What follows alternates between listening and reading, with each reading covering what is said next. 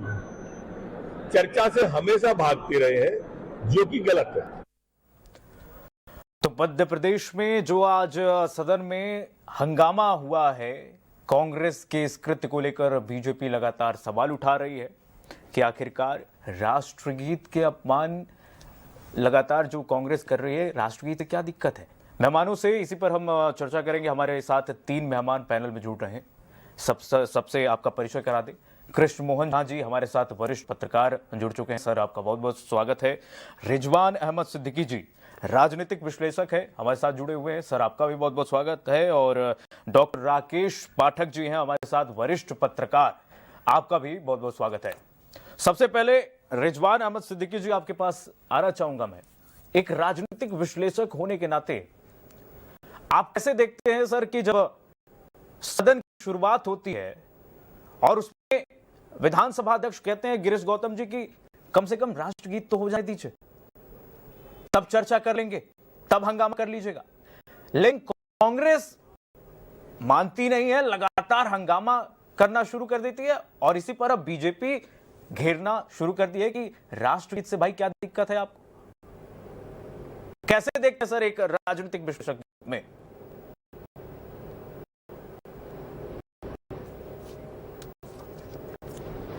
देखिए कीर्तिमान जी, ये बीते दिन की बात है, हम कल की बात कर रहे हैं। हाँ।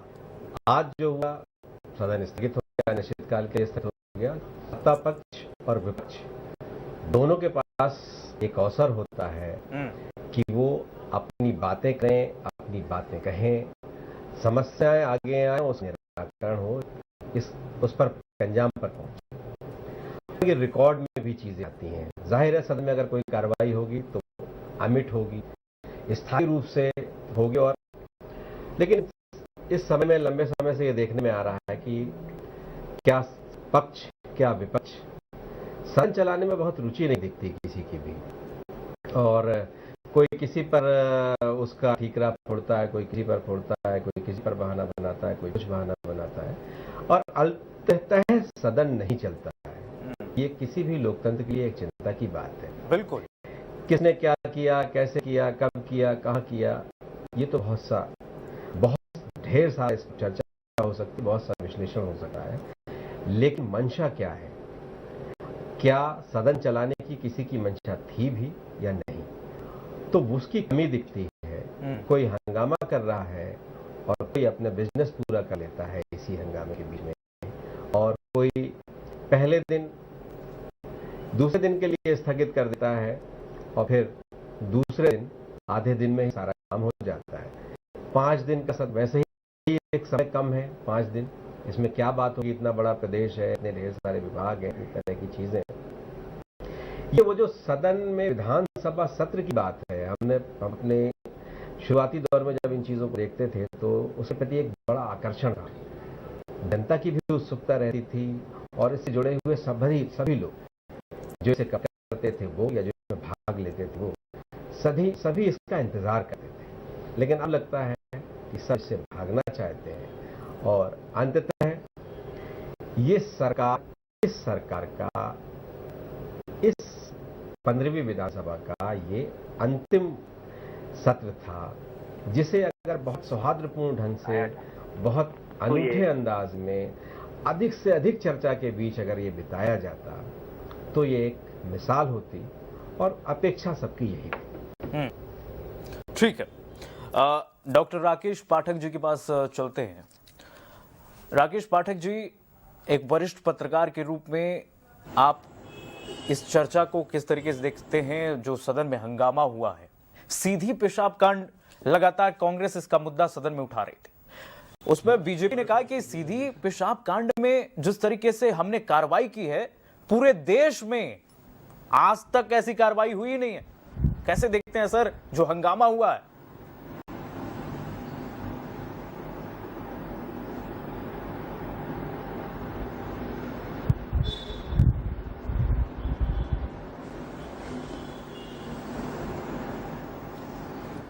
राकेश पाठक जी, आपको आवाज मिल पा रही है?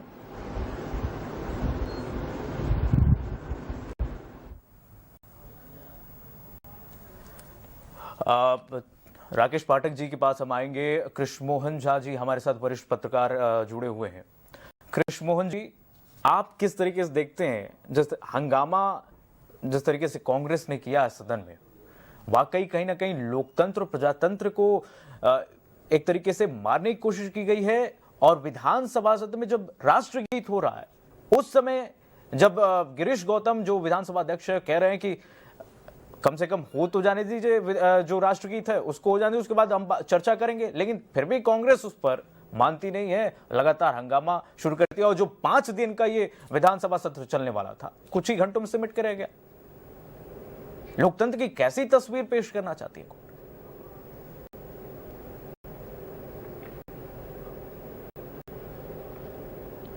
देखिए कीर्तिमान जी, बहुत अच्छा प्रश्न आपने किया है।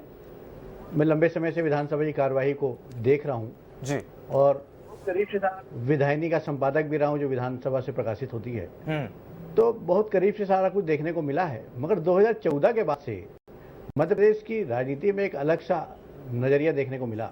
जब विधानसभा जो है चलाने में न सत्ता पक्ष की रुचि रही है न विपक्ष की रुचि रही है। दोनों ही इस बात के लिए सहमत रहे हैं कि जल्दी से जल्दी विधानसभा सत्र निपट जाए। निश्चित रूप से जो कल जो घटना घटी उसमें कांग्रेस से चूक हो गई है, लेकिन यदि देखा जाए पूरे परिदृश्य को तो सत्ता पक्ष की जवाबदेही भी बनती है कि किस ढंग से बेहतर जो है विधानसभा की कार्यवाही संचालित हो, और उसके लिए कार्य मंत्रणा समिति की बैठक होती है, उसमें सारी बातें होती हैं, पहले से तय रहता है सारा कुछ। लेकिन इसके बावजूद ये प्रकार की घटना घट रही है तो कहीं ना कहीं इसमें दोनों ही पक्ष और विपक्ष दोनों ही दोषी हैं। लेकिन आप देखिए इन दोनों के बीच की जो बात होती है, इसमें सबसे महत्वपूर्ण बात है कि जो ऑनलाइन 817 प्रश्न थे, ऑफलाइन 825 प्रश्न थे, ऐसे कुल 1642 प्रश्न लगे हुए थे। इसमें तारांकित जो प्रश्न की संख्या थी 841 थी और अतारांकित प्रश्न जो थे 801 थे। कुल मिलाकर के आप देखिए कि इतने सारे जो जनहित के प्रश्न लगे हुए थे, इनका कोई जवाब नहीं मिल पाया। आप देखिए कि यदि इस पर चर्चा होती तो प्रदेश के अंदर जो समस्याएं हैं, जिस ढंग से जो कोताही बरती जाती है, कहीं उदासीनता दिखती है, तो उस पर कहीं ना कहीं अंकुश लग पाता, तो जनहित के जो मुद्दे होते वो सामने आते और लोगों की समस्याओं का समाधान हो पाता। लेकिन जिस ढंग से हंगामा बरपा और जिस ढंग से आज जल्दबाजी में अनुपूरक बजट पास कराया गया, तो कहीं ना कहीं सरकार की भी मंशा ये थी कि कैसे भी करके ये सत्र निपट जाए और हमारा ये अनुपूरक बजट पास हो जाए। इसके साथ ही जो आज विधेयक आने थे, विधेयक भी पास कर दिए गए। कुल मिलाकर के आज जो है 26,816 करोड़ और 63 लाख का जो है अनुपूरक बजट पास हो गया। तो सरकार की मंशा केवल आज जो दिखाई दे रही थी वो केवल अनुपूरक बजट पास कराने की थी और उन्हें अपना ये जो बिजनेस था वो पूरा कर लिया। रिजवान जी, बीजेपी कह रही थी कि ये अंतिम सत्र है, इसमें हम तमाम सौगातें सौंपेंगे, और जाहिर सी बात है बीजेपी के लिए ये परीक्षा का भी सत्र था, आखिरी सत्र था। कह रही थी बीजेपी की जनता को जो भी सौगातें, जो भी छूटे कार्य है, इस सत्र के माध्यम से हम सबको साधेंगे।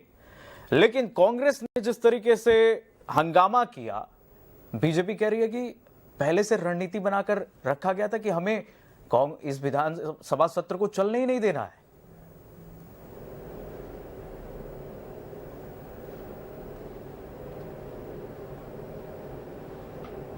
देखिए कीर्तिमान जी, मैं आपसे पहले भी इस बात का जिक्र कर चुका हूं। हाँ। कि दोनों पक्ष एक दूसरे पर आरोप लगा रहे हैं, आरोप प्रत्यारोप जारी है। अभी भी सदन के बाहर, सदन के अंदर भी आरोप लगा रहे थे, सदन के बाहर भी आरोप लगा रहे हैं।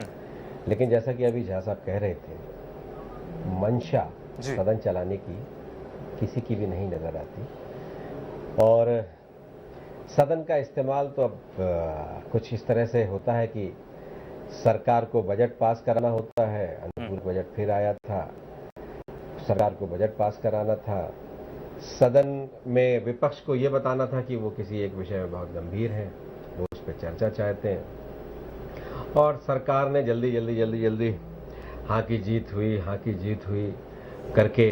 लेकिन इसमें लोकतंत्र की कितनी जीत होती है, ये चिंता, यही एक सबसे बड़ा विषय है। और सत्ता पक्ष हो या विपक्ष हो, किसी की कम जवाबदेही हो सकती है सदन न चलाने में, किसी की ज्यादा जवाबदेही हो सकती है, लेकिन अगर सदन चलता तो बेहतर होता, और सदन नहीं चला।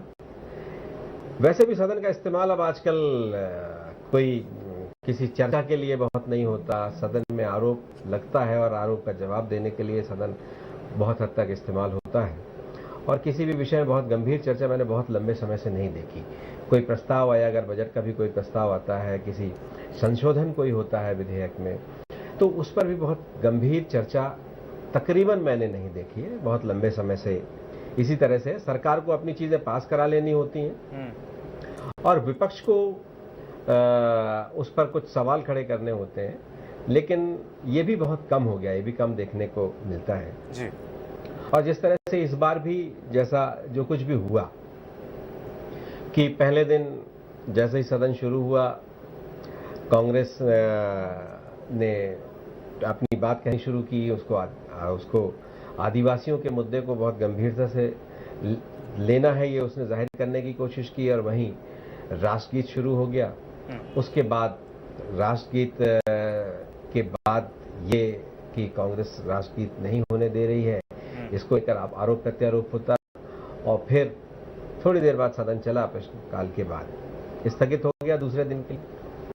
फिर आज फिर वही हुआ, कांग्रेस फिर वही चर्चा की बात करती रही, आदिवासियों पर बात करनी है। सर आपके पास आऊंगा, रिजवान जी आपके पास आऊंगा। डॉक्टर राकेश पाठक जी हमारे साथ जुड़ चुके हैं इस बीच, वरिष्ठ पत्रकार है। एक रिएक्शन उनसे पहले लेता हूं। सर, इस हंगामे को, जो हंगामा हुआ है, कैसे देखते हैं आप एक वरिष्ठ पत्रकार के तौर पर?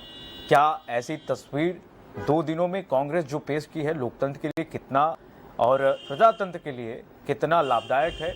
ऐसा होना चाहिए क्या आपका रिएक्शन? देखिए, लोकतंत्र और प्रजातंत्र तक के खतरे की इसमें कोई बात नहीं है। हमारे देश में संसद से लेकर विधानसभाओं तक इस तरह के हंगामे होते रहे हैं। सदन चलाना सत्ता पक्ष की जिम्मेदारी होती है। ये बयान अरुण जेटली साहब का है, जब अब इस वक्त नहीं है दुनिया में। जब लोकसभा में थे, जब वे विपक्ष में हुआ करते थे, तब वे कहते थे यूपीए सरकार के समय कि सदन चलाना सरकार की जिम्मेदारी है। हाँ। इसी तरह विधानसभाओं की भी स्थिति है कि जो सत्ता पक्ष है, जो ट्रेजरी बैंक है, बेंच है, उसकी जिम्मेदारी है सरकार सदन को चलने देना। हाँ। खास तौर से जब चुनाव वर्ष है, कुछ महीने बचे हैं विधानसभा चुनाव में, हाँ। तो स्वाभाविक तौर पर सत्ता पक्ष को ये चिंता होती है कि विपक्ष जनता के मुद्दों पर उसे घेरेगा, ज्यादा सवाल जवाब होंगे, तो सदन की कार्रवाई जल्दी स्थगित कर दी जाए। राकेश जी, एक चीज जोड़ना चाहता हूं। मध्य प्रदेश में तो ये पूरे 5 वर्ष से हम लोग देख रहे हैं। राकेश जी, जब पहले दिन विधानसभा का ये जो सत्र चल रहा था, उस समय जब कांग्रेस ने हंगामा किया, वंदे मातरम हो रहा था, राष्ट्रगीत हो रहे थे, उसमें विधानसभा के अध्यक्ष गिरीश गौतम ने कहा कि भैया कम से कम राष्ट्रगीत तो हो जाने दीजिए, तब हम चर्चा करेंगे, हंगामा कर लीजिएगा तब। लेकिन सवाल तो अब बीजेपी ये उठा रही है ना कि राष्ट्रगीत से क्या आपको दिक्कत है? आप क्यों बार बार राष्ट्रगीत का अपमान करते हैं? नहीं, बीजेपी सदन चलने की बात की बात है।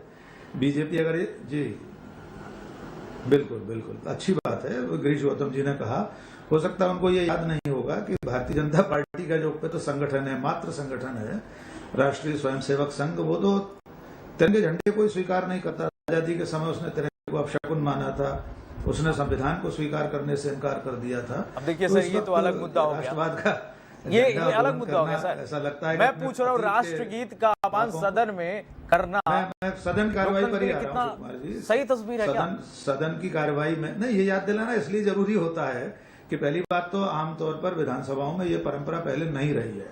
इसके बावजूद विपक्ष ने वंदे मातरम हो जाने दिया और जनता के जो सवाल थे, आदिवासियों को उत्पीड़न का प्रश्न था, महाकाल का घोटाला था, मूर्तियों के धराशायी होने का, जनता के मुद्दे विपक्ष उठाएगी। अगर आज भारतीय जनता पार्टी विपक्ष मुद्दा उठाए, विपक्ष मुद्दा उठाए, इससे कोई दिक्कत नहीं है, विपक्ष मुद्दा उठाए, लेकिन कहने की बात यह है, सुनने वाली बात यह है पूरे प्रदेश को कि जब राष्ट्रगीत हो रहा है और उस समय विधानसभा अध्यक्ष अगर डेकोरम से कह रहा है कि भैया हो जाने दीजिए इस राष्ट्रगीत को, उसके बाद चर्चा कीजिए, हंगामा कीजिए, वॉकआउट कीजिए, कोई दिक्कत नहीं है। लेकिन सवाल तो इसी पे उठ रहा है ना कि राष्ट्रगीत से क्या दिक्कत है?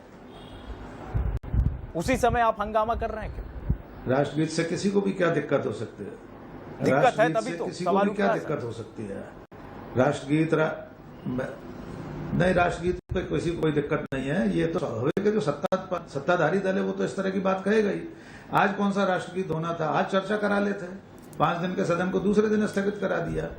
चूंकि उनके पास जवाब नहीं है। मैं तो स्पष्ट कह रहा हूं, कोई भी सत्ता होती, आज कांग्रेस में सत्ता में होती, इतने बड़े मुद्दे होते तो शायद वो भी यही कोशिश करती कि सदन जल्दी से जल्दी उसका पटाक्षेप हो जाए, सत्रावसान हो जाए, ताकि अब चुनाव में जाना है, इन सवालों के जवाब न देना पड़े। बीजेपी तो इसके उल्टा कह रही है, बीजेपी कह रही है कि ये बीजेपी तो इसके उल्टा कह रही है। नरोत्तम मिश्रा कह रहे हैं कि इस सत्र में हम सभी अहम कामों को निपटाना चाहते थे, जनता को जो सौगातें देनी थी, क्योंकि आखिरी सत्र है, हमको चुनाव जनता के बीच में जाना है, इसी सत्र के माध्यम से सभी को हम साधें। लेकिन इस बीच जो कांग्रेस का रवैया है, बिल्कुल देखिए वो किस ओर इशारा करता है? जी बिल्कुल बिल्कुल अच्छी। देखिए सारा समय अगर बीजेपी की तरफ से प्रश्न पूछ रहा है तो मुझे नहीं मालूम, एक पत्रकार के रूप में हम तो सत्ता के प्रतिपक्ष होना चाहिए पत्रकारों को, हमें तो दोनों से सवाल करना है, सरकार से भी और विपक्ष से भी। दोनों से सवाल कर रहे हैं। आप थोड़ी देर बाद जुड़े हैं सर, आपसे पहले मैंने सवाल न्यूट्रल होके किया था दोनों मेहमानों से मेरे। थोड़ी देर पहले न्यूट्रल होके किया तो आप न्यूट्रल क्यों नहीं रह पा रहे हैं? आप भी न्यूट्रल होके कहिए। ये सरकार सवालों से भाग रही थी, इसलिए उसने सत्रावसान कर दिया। अगर कमलनाथ मुख्यमंत्री होते तब भी हम यही कहते कि कमलनाथ की सरकार सवालों से जवाब देना नहीं चाह रही थी, इसलिए सत्रावसान उसने कर दिया। उसकी जिम्मेदारी थी सदन चलने देती, सवालों का जवाब लेती, सवालों के जवाब देती, सवाल आने देते। हाँ ठीक है, राकेश पाठक जी आएंगे और चुनाव वर्ष है, 4 महीने बचे हैं चुनाव में। हाँ जी ठीक है, आते हैं आपके पास, रिजवान जी के पास चलते हैं। रिजवान जी, अनुपूरक बजट भी पेश हुआ है, ऐसे देखते हैं अनुपूरक बजट को, और कितना साथ पाई है इस अनुपूरक बजट से बीजेपी मध्य प्रदेश की जनता को, और क्या हर वर्गों को साथ पाई है क्या इसमें?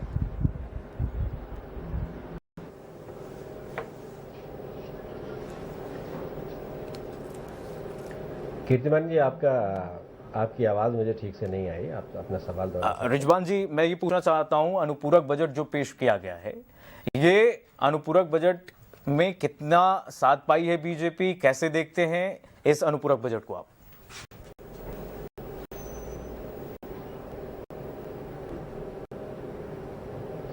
देखिए, किसी भी सरकार को चलाने के लिए धन चाहिए, अर्थ चाहिए, और अर्थ के लिए उसने अनुपूरक बजट पास करा लिया, अनुपूरक बजट पास करवा दिया। हाँ की जीत हुई ये कहकर अनुपूरक बजट पास हो गया। उसमें क्या चीजें थी, किन चीजों के लिए था, क्या था, इस पर कोई चर्चा नहीं हुई। इतना शोर शराबा था, दोनों पक्ष की बहुत इच्छा नहीं थी कि ये बात कुछ किसी के समझ में भी आए। इतना शोर शराबा था कि कोई बात समझ में नहीं आई सदन में, किस लिए कितना बजट, किस लिए कैसा चाहिए।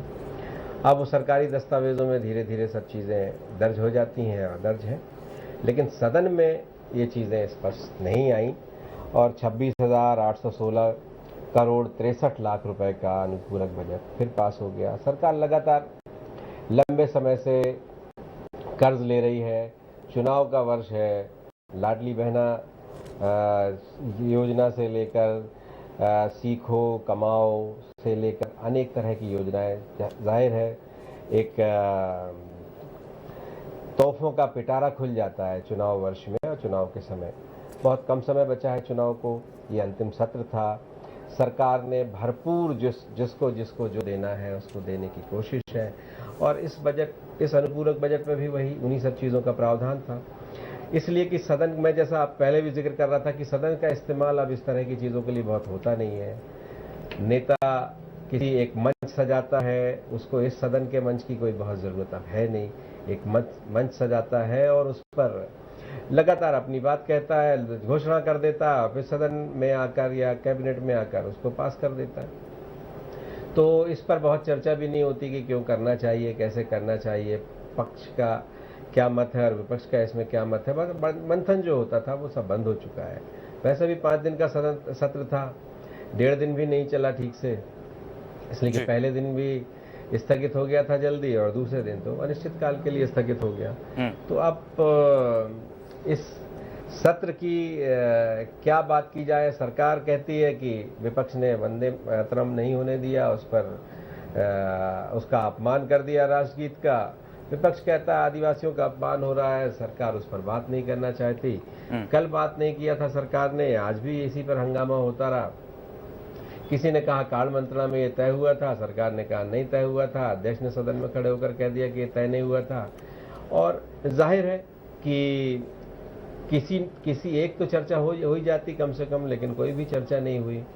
तो अब विपक्ष चर्चा में भाग नहीं लेना चाहता था बहुत, वो एक ही विषय में केंद्रित हो गया था, या फिर सरकार किसी विषय पर जाना ही नहीं चाहती थी, उसका अपना जो उद्देश्य था वो पूरा हो गया। लेकिन जैसा मेरा मानना है, जिस तरह से हम लंबे समय तक चीज़ों को देखते आए हैं, सत्र की गर्मा की बात है। मेरा ये मानना है कि अगर इस पर लंबी चर्चा होती, इन विषयों पर चर्चा होती, सरकार का आगे चुनाव में वो किस मंशा के साथ जाना चाहती है, पीछे उसने क्या क्या किया है, वो सारी चीज़ों का अगर एक रिपोर्ट कार्ड और आगे वो क्या करना चाहती है, आगे वो क्या कर रही है, इस पर बात करती तो सदन के लिए बहुत अच्छा होता है, जनता के लिए भी अच्छा होता है, और विपक्ष भी अपना एक विजन स्पष्ट करता कि वो जनता के बीच में अब चुनाव में जा रहा है तो वो किस तरह से जाना चाहता है, पीछे सरकार से क्या चूक हुई है, क्या है, वो उन विषयों को उठा सकता था विपक्ष। लेकिन लगता है कि ये सदन भी उसी तरह से रह गया, एक उम्मीदों की जिस पर उम्मीद की जा सकती थी वो नाउम्मीद ही हाथ आई है। अब एक दूसरे पर आरोप प्रत्यारोप लगाते रहे, सत्ता पक्ष कहेगा विपक्ष नहीं चलाना चाहता, विपक्ष कहेगा सत्ता पक्ष ने नहीं चलाया, और ये चलाता, ये जनता तय करना है कि क्या मंशा थी, कितना गंभीर इस तरह की चीजों पे। लेकिन जाहिर है जी, सदन चलाना सरकार की ज्यादा बड़ी जवाबदारी है। ठीक, लेकिन विपक्ष की जी। कृष्णमोहन जी के पास चलते। कृष्णमोहन जी, नरोत्तम मिश्रा ने अभी कैबिनेट ब्रीफिंग भी की है, उसमें तमाम फैसले लिए गए हैं। कैबिनेट बैठक में तमाम वर्गों को साधने की कोशिश की गई है, उसमें जिला पंचायत और तमाम जो पंचायत के मेंबर्स हैं उनके मानदेय को बढ़ाया गया, 3 गुना मानदेय कर दिया गया है। कैसे देखते हैं इन फैसलों को, और आने वाले समय में बीजेपी क्या इन सभी वर्गों को साधने में कामयाब होगी क्या विधानसभा चुनाव में, इस विधानसभा चुनाव में?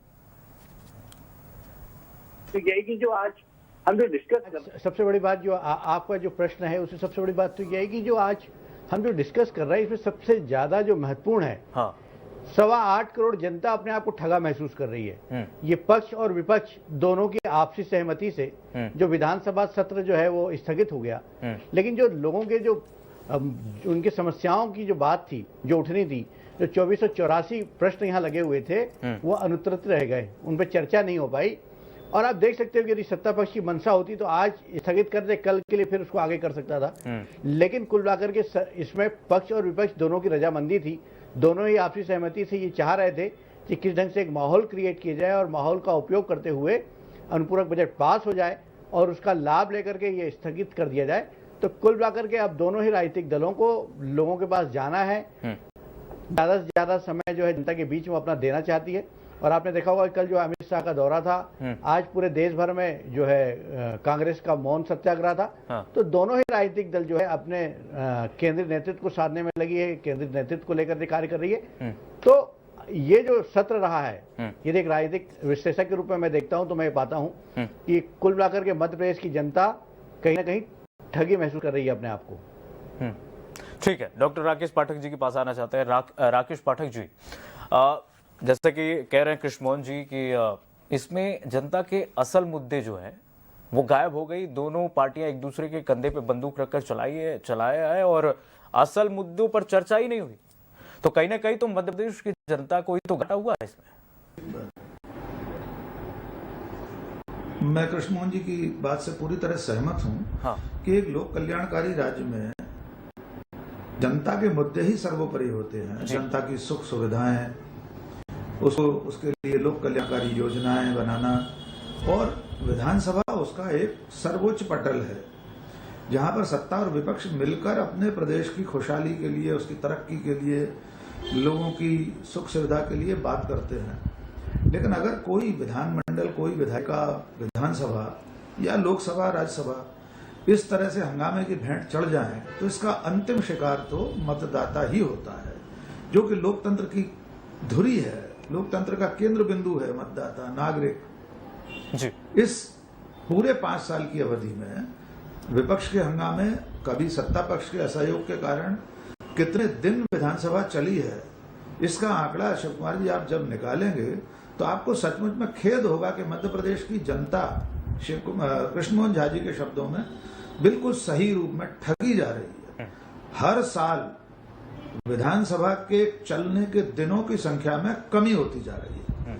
पिछले साल जितने दिन चली थी उससे कम, इस साल चली उससे कम, लगातार घटते हुए क्रम में विधानसभा के कार्य के घंटे और कार्य के दिवस संपन्न हो रहे हैं। तो अंततः तो जनता के साथ आप दगा कर रहे हैं। जनता की बातचीत के लिए आपको जनता ने वहां भेजा है कि आप उसके वोट से जाएं, वहां उसके दुख दर्द की बात करें, तो वहां ये बात हो कि आदिवासियों पर जुल्म क्यों हो रहा है, बिल्कुल, क्यों दोषियों पर कार्रवाई नहीं हो रही, क्यों लोगों का हौसला बढ़ा हुआ है, मानसून का समय है, कहां पानी भर रहा है, लोगों को क्या असुविधा हो रही है, उससे कानून व्यवस्था की क्या स्थिति है।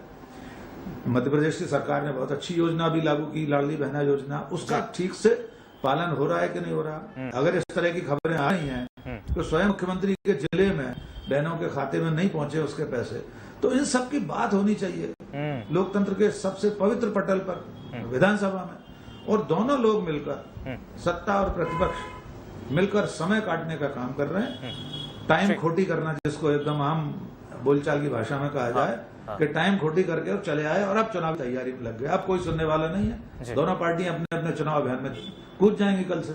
ठीक, ये चिंताजनक। ठीक है, हमारे तीनों मेहमानों का यही रहा है कि इन सभी हंगामों के बीच में जो है वो मध्य प्रदेश की जनता का ही घाटा हुआ है। जो हंगामा हुआ है, ये पार्टियां तो अपनी राजनीति रोटी सेक लेंगी और जनता के बीच में अपने मुद्दों को लेकर चली जाएंगी, लेकिन जो आज चर्चा होनी थी असल मुद्दों पर, उस पर चर्चा हुई नहीं, और इसमें मध्य प्रदेश की जनता का ही घाटा है। चलिए, आप सभी मेहमानों का, कृष्ण मोहन झा जी आपका, डॉक्टर राकेश पाठक जी आपका, और रिजवान अहमद सिद्दीकी जी आपका बहुत बहुत धन्यवाद चर्चा में भाग लेने के लिए। और आप देखते रहिए साथ समय मध्य प्रदेश छत्तीसगढ़ साफ।